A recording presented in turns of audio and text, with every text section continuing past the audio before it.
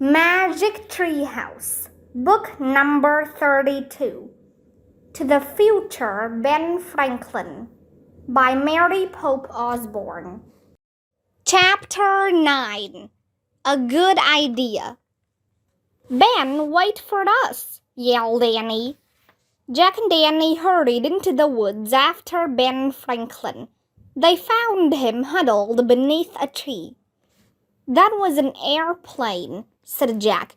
It won't hurt you, and it won't fall out of the sky. But why not? Said Ben. Jack only half remembered how planes flew. Well, it has an engine that pushes it forward, he said. Then air under the wings helps lift it up. It all works together. Somehow, said Annie. Oh my, said Ben. Does your world have many airplanes? Thousands, said Annie. Huge ones called jets. And rockets, said Jack. Some rockets can go all the way to the moon. Impossible, said Ben. I can see why that might seem impossible, but these are everyday things to us, said Annie. We don't even think about them, said Jack. Your world does not seem real to me, said Ben. The trees and grass and squirrels are real, but not lines that carry electricity and rockets that go to the moon. He wiped his face with his handkerchief. I fear there is no place for me here. I am a plain and simple man. No, you're not. You're a genius, said Annie. Not here, my dear, Ben said. My little inventions and experiments are nothing compared to carriages that roar and machines that fly. I believe it is time for me to go home. Wait, have you made a decision about what you're going to do? Said Jack. I mean, about signing the Constitution. No, but it doesn't matter if I sign or not, said Ben. We delegates think our ideas are so very important, but now I see they matter little in your world. That's not true at all, said Annie. They matter a lot. Ben smiled sadly. Children, please, lead me to the treehouse, he said. But, said Annie. Please, said Ben, I want to go home. Jack looked at Annie. She nodded. Okay, said Jack. Follow us, Annie said gently. She and Jack started leading Ben back through the Frog Creek woods. Morgan was wrong, Annie whispered to Jack. She said our everyday wonders would show Ben the way. I know, they only confuse him, said Jack. He felt terrible. Not only had they failed to change Ben's mind about signing the Constitution, they'd also upset one of the world's greatest heroes. By the time they reached the treehouse, Ben looked pale and weary. I apologize for being such a bad guest, he said. You don't have to apologize, said Jack. We apologize. No, you have only been kind, said Ben. Wait, Ben, said Annie. Before you go, there's something you really have to see. What? Jack whispered to her. Trust me, Annie whispered. Then she turned to Ben. I promise you'll like this. It's really great. Ben sighed. All right, lead me there, he said. This way, said Annie. Jack and Annie followed Ben through the woods to the sidewalk. As they headed up the street, the air felt hotter and more humid than ever. Is this place far away? Ben asked. No, it's just ahead, said Annie. See that building? She pointed to a brick building with tall paned windows. Oh, man, whispered Jack.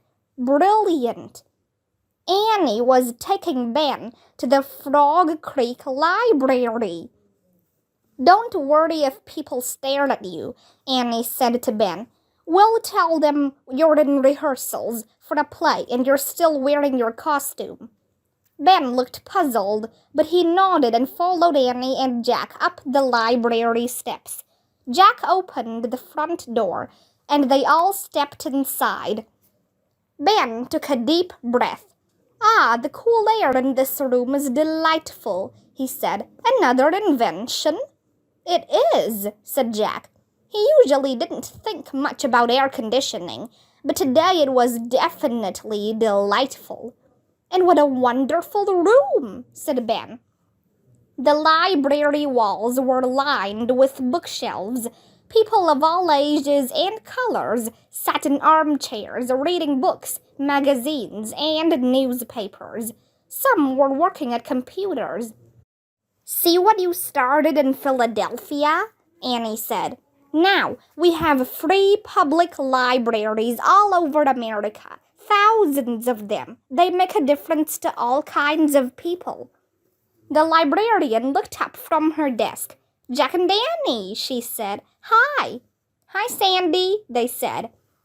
"You've brought Ben Franklin," Sandy said, grinning. "What's going on?" "We're in rehearsals for the play," said Jack. "We need to look some things up," said Annie, "to help our friend play his part." "Please go ahead," said the librarian. "What play?" Ben whispered. "We'll show you," said Annie. She led Ben to a bulletin board announcing community events. Jack pointed to a small theater poster. "See? Ben Franklin in Paris," he said. "You're famous in history. Actors have played you in musicals, movies, and TV shows." "Movies? TV?" said Ben. "It's hard to explain," said Annie. "Your face is on our $100 bill," said Jack. "No," said Ben. "Yes," said Jack and Annie together. "My goodness," said Ben. "That's wonderful." Ben studied the other notices on the bulletin board. They announced church meetings, yard sales, bake sales, a fire station picnic, a 4th of July parade. "Open to all," Ben read at the top of the bulletin board. Then he looked around at the library. "This place is open to all, too, isn't it?" he said. "You have a wonderful community here, I can tell." "There are lots of libraries and communities like this everywhere," said Annie. "And so many children are reading," said Ben. "Where did they all learn to read?" "America has free schools for everyone," said Annie. "No matter how poor you are or where you come from. And girls get the same education as boys. At least 12 years for everyone," said Jack. Ben's eyes grew teary. "I would have liked that," he said softly. "There was so much I wanted to learn." "Well, wait till you see this," said Annie. She led Ben to a table. "Please sit down." "What is this machine?" said Ben. "It's called a computer," said Jack. Chapter 10. We the People. "A computer?" said Ben. He stared at the large desktop machine. "Yes, that's right," said Annie. "It's useful for learning all about the world. Lots of people even carry small computers in their pockets, on smartphones." "Phones?" said Ben. "What are phones?" Hard to explain. Let's look at this computer now," said Jack. Annie and Jack grabbed chairs and sat next to Ben. "Watch," said Jack. He tapped a key, and the screen lit up. Ben gasped. "Wait," said Jack. He did a search for United States of America. Then he clicked on an entry. A map of the United States and the country's Great Seal appeared on the screen. "Oh, how did that happen? Where did that come from?" Ben asked. "That's hard to explain too," said Annie. "But read what it says." Ben read aloud softly from the screen. "The United States is a country of 50 states, stretching from the Atlantic to the Pacific Oceans.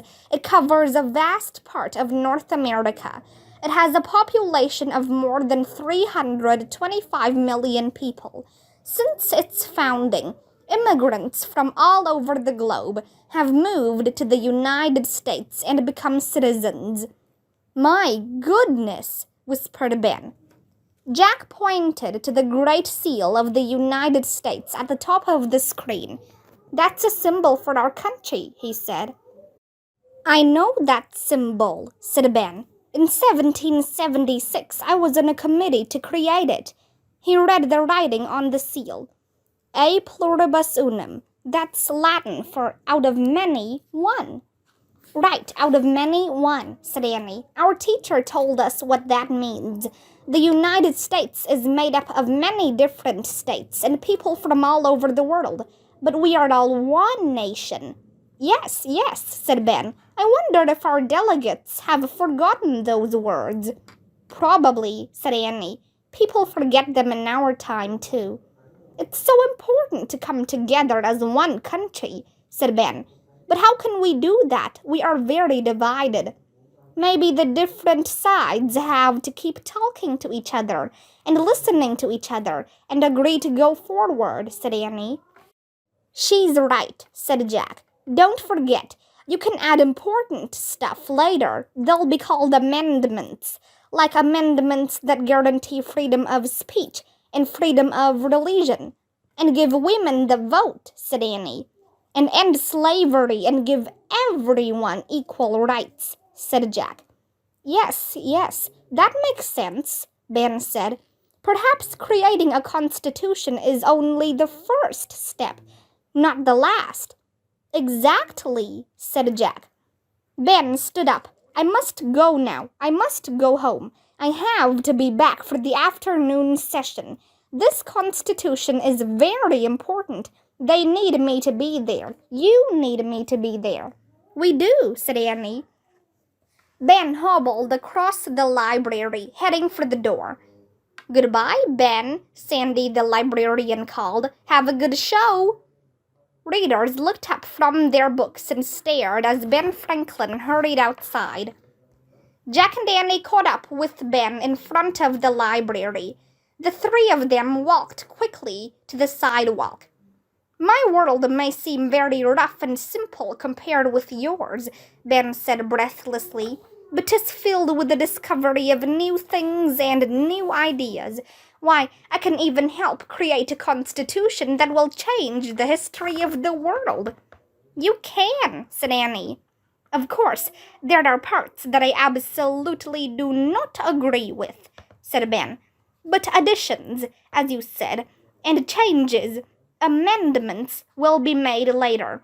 First, we must come together to create one country. We may never get another chance. That's true, said Jack.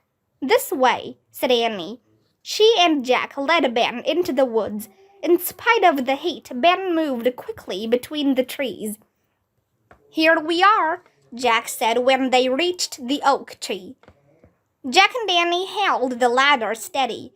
Ben tucked his walking stick under his arm and climbed up slowly. Once Ben was inside the treehouse, Jack grabbed the ladder to follow him. But then he heard Ben say, "Hello, my good lady." The sound of a woman's voice came from the treehouse. Jack froze at the bottom of the ladder. "Jack, it's her," said Annie. "I know," Jack said. They looked up. "Morgan!" cried Annie. Morgan Le Fay and Ben Franklin stood at the treehouse window together. "Hello, Jack. Hello, Annie," Morgan called. "Congratulations. You successfully carried out my wishes on your last 4 adventures. You learned a great lesson from Jackie Robinson. You worked with Mother Mary Joseph in Texas. You spent time with Emperor Marcus Aurelius of Rome. And you have just given me one of the most remarkable adventures of my life," said Ben.